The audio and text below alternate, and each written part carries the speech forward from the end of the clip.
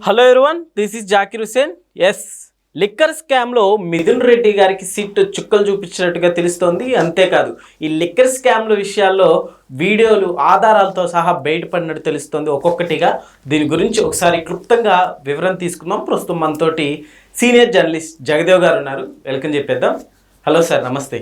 నమస్తే Zakir sir, SIT Mithun Reddy గారికి చుక్కలు చూపించినట్టుగా తెలుస్తుంది. అసలు ఏం చెప్తారు ఈ ఇష్యూ మీద? అలానే వీడియోలు ఆధారాలతో సహా బయటకు వచ్చినట్టు తెలుస్తోంది.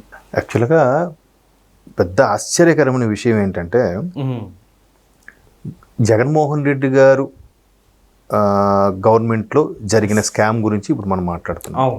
ఇది నేను చాలా సందర్భాల్లో చెప్పాను. ఢిల్లీలో ఇదే లిక్కర్ స్కామ్ సంబంధించి ముఖ్యమంత్రి పీఠం మీద ఉన్న వ్యక్తి మొట్టమొదటిసారిగా అరెస్ట్ అవ్వడం అనేది కేజ్రీవాల్ గారితో జరిగింది. అది చూసాం.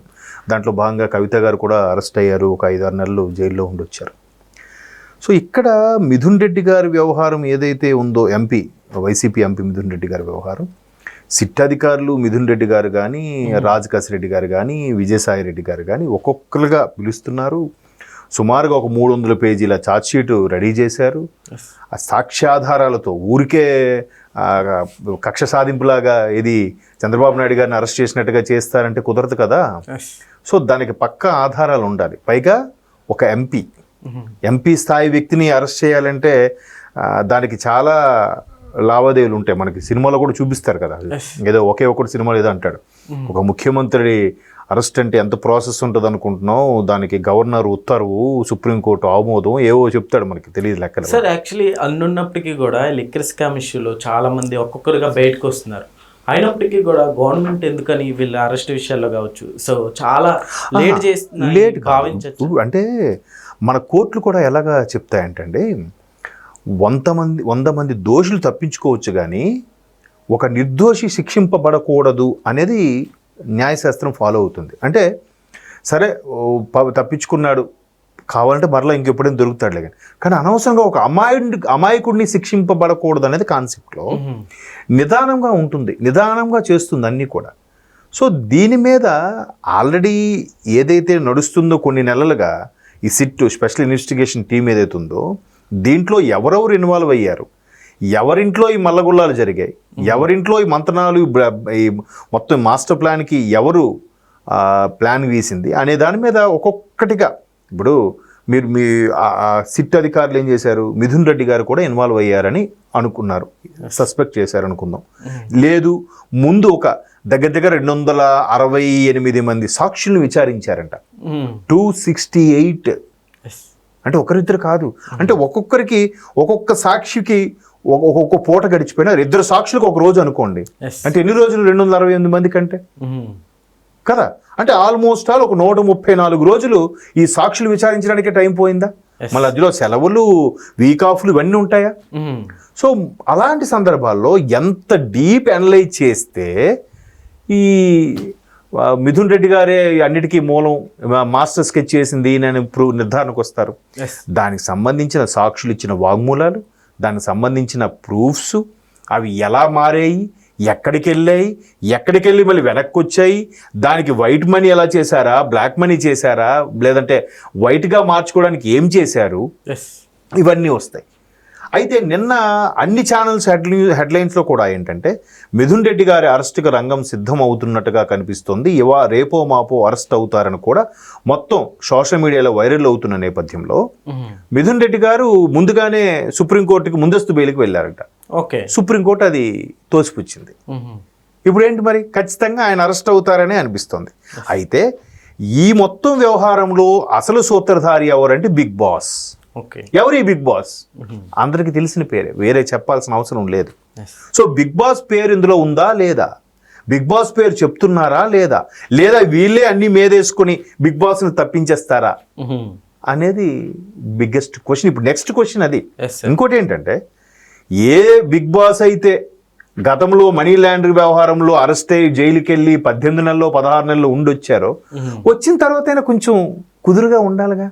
అయ్యో మన కెరీర్లో అదొక మచ్చలాగా ఉండిపోతుంది, అది నిజమా కాదని పక్కన పెడితే మచ్చలాగా ఉండిపోతే మనం ప్రజలకు మంచి సర్వీస్ చేద్దాం, ఆ మచ్చను తొలగించుకుందాం అనుకోవాలి. కానీ ఇంకొక మచ్చ ఇంకొక చేయడం ఏంటి అంటే, మనీ మనీ ఉంది కాబట్టి ఏదైనా జరిగిపోతుంది, Yes, sir. ఏదైనా చేయగలము. విజయసాయి రెడ్డి గారిని కూడా నెక్స్ట్ ఇప్పుడు అంటే జైలుకి వెళ్ళే ఛాన్స్లు ఎక్కువగా ఆయనకు కూడా కనిపిస్తున్నాయి. ఆయన చాలా తెలివిగా బిహేవ్ చేస్తున్నాడుగా. ఆయన పైగా పెద్ద ఆడిటర్, మేధావి, ఒక మంచి పొలిటీషియన్. చాలా చక్కగా ఈ అన్ని వ్యవహారాలు రాజకేశరెడ్డికి మీద తోసేసి మాట్లాడారు ఆయన. చాలా స్మార్ట్ క్రిమినల్ బ్రెయిన్ రాజకేశరెడ్డిది అన్నట్టుగా చెప్పారు ఆయన మీడియా ముఖంగా. బట్ ఇక్కడ హైదరాబాద్లో కానీ అక్కడ విజయవాడలో కూడా ఆ విజయసాయి రెడ్డి గారి ఇంట్లోనే ఆయన సమక్షంలోనే ఈ లావాదేవీలన్నీ గురించి కూడా మాట్లాడారంట. బట్ ఆయనకి ఏం తెలియదంట, ఆయనకి అందులో షేరు లేదంట. ఎట్లా ఉంది చెప్పండి? ఆయన ఇంట్లో బేస్ చేసుకొని మాట్లాడి జరిగితే ఆయన సమక్షంలో జరిగినా కూడా ఆయనకేం సంబంధం లేదని ఆయన చాలా అమాయకంగా చిన్నపిల్లలు ఏదో ఒక కథ అల్లుతారు చూడు, అలా కథ అన్నట్టుగా చెప్పాడు ఆయన. ఆయన టాలెంట్ అది మనందరికీ తెలుసు. కానీ దాని మీద సరైన సాక్ష్యాధారం ఉంటే మనం ఏదైనా చేయొచ్చు. సాక్ష్యాధారాలు లేనప్పుడు ఏం చేయడానికి లేదుగా. అది సిట్ అధికారులు ఇంకా రాలేదు, ఆ అవకాశం రాలేదు. బట్ మిథున్ రెడ్డి వరకు వచ్చారు. మిథున్ రెడ్డి గారికి మ్యాక్సిమం అరెస్ట్ ఖాయమంటున్నారు.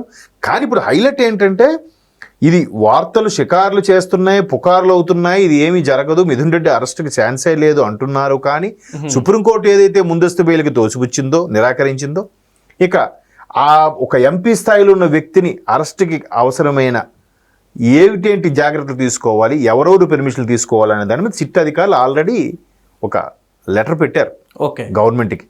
సో ఇప్పుడు ఒకవేళ అరెస్ట్ అయితే అసలు ఆయనే సూత్రధారణ ఒప్పుకుంటాడా, ఆయన మీద ఇంకెవడో ఉన్నాడా, ఆయన మీద బిగ్ బాస్ ఎవడు, బిగ్ బాస్ పేరు ఎందుకు రావట్లేదు?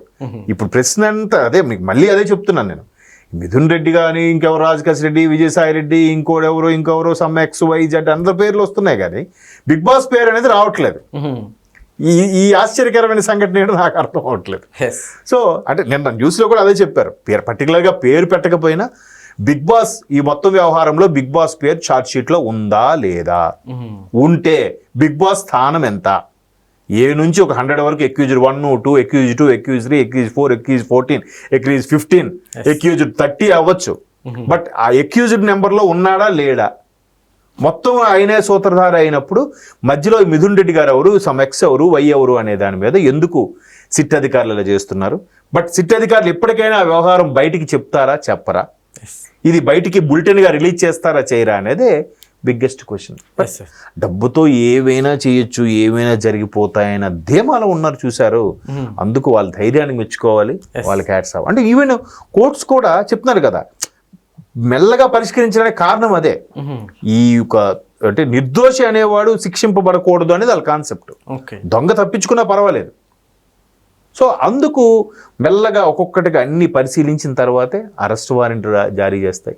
సో ఇప్పుడు అది ఎంత సెన్సేషన్ అవుతుందా ఏంటి అనేది ఆల్రెడీ సోషల్ మీడియాలో వైరల్ అయిపోయింది. రేపో మాపో Mithun Reddy arrest, but what next, Bigg Boss ఎప్పుడు అని కూడా వైరల్ అవుతున్నాయి. బట్ వీటన్నిటికీ తెరదించాలంటే ఇంకా సిట్ అధికారులు ఇంకాస్త వేగం పెంచాలి. చూద్దాం ఏం జరుగుతుంది. Okay sir, thank you.